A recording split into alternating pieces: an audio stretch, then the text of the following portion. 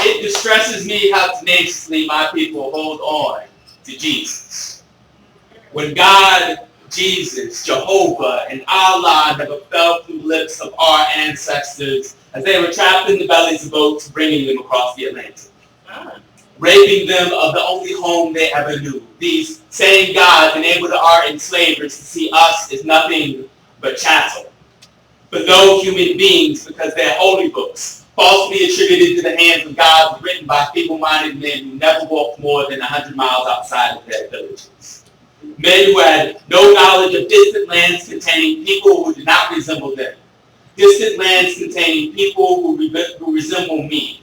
My ancestors were victims of a misunderstanding. Victims of an arrogance that allowed men to lack even the will to hate those they enslaved, because hate is something reserved for equals, and their God gave them domain over land and animals. So if my ancestors were only ever seen as animals in these men's eyes, why would they waste energy hating me and my company?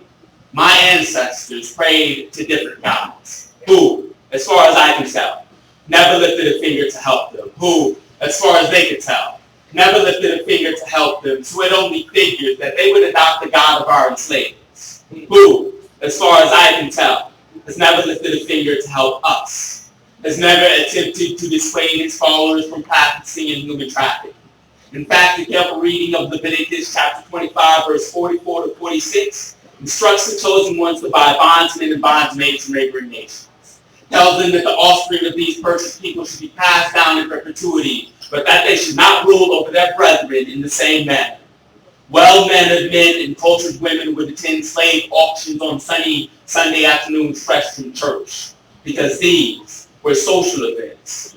Watching men, women, and children sold to the highest bidder, bitter feelings formed deep in the bellies of black men and black women as they watched their families sold away, powerless to rebel, compelled by Sunday's sermon to honor their enslavers. Today's reading comes from the book of Colossians, chapter 3, verse 22, which tells you to honor those who are your earthly masters with singleness of heart, fearing the Lord.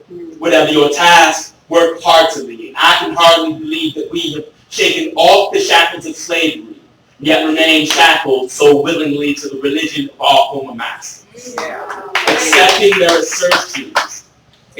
their assertions of a loving and benevolent God as they aim pistol and whip at our naked flesh. That's right. Accepting their assertions of an omniscient and omnipotent God as they aim community and belonging at our raped, raw feelings of being, with us refusing, still, to confront the notion that a God who is supposed to be compassionate and caring allowed one culture to enslave another for economic gain.